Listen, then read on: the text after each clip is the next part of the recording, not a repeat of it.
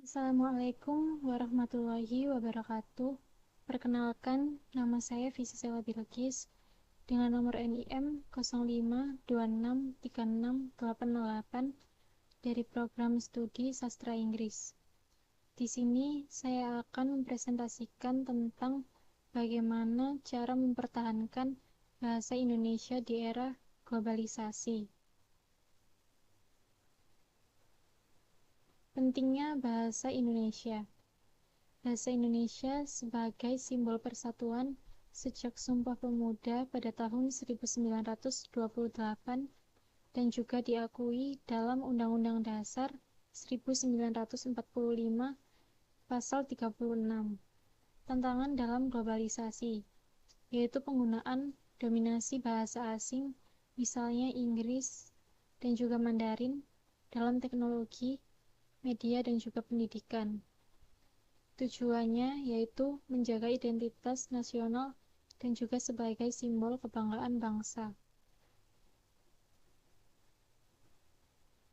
Alasan mempertahankan bahasa Indonesia, yaitu bahasa Indonesia mempunyai status hukum yang kuat.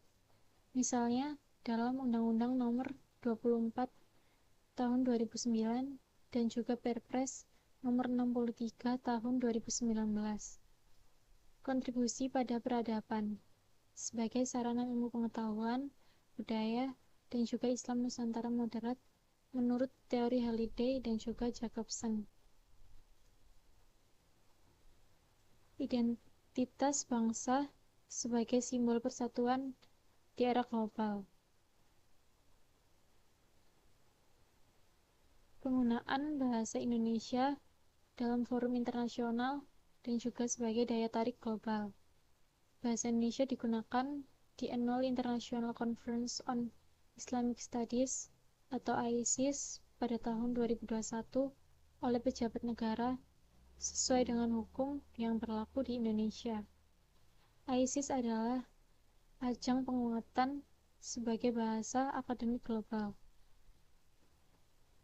Bahasa Indonesia juga digunakan oleh penutur asing, misalnya mahasiswa dari puluhan negara belajar pelatihan pengajaran bahasa Indonesia bagi penutur asing atau yang disebut dengan BIPA dapat menunjukkan penggunaan bahasa Indonesia sebagai daya tarik internasional.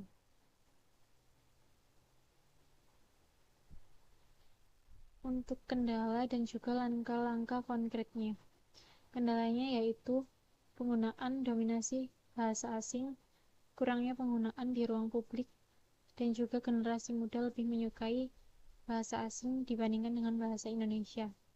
Untuk langkah-langkahnya yaitu kita dapat menjadikan bahasa Indonesia sebagai tuan rumah di negeri sendiri dengan cara menggunakan di forum internasional, dan juga generasi muda bisa membuat konten digital dalam bahasa Indonesia dan juga mempromosikan budaya Indonesia.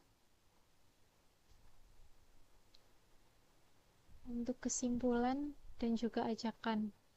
Kesimpulannya yaitu dengan regulasi, penggunaan global, dan juga pembelajaran, bahasa Indonesia bisa menjadi tuan rumah di negeri sendiri dan juga tamu terhormat di mata dunia.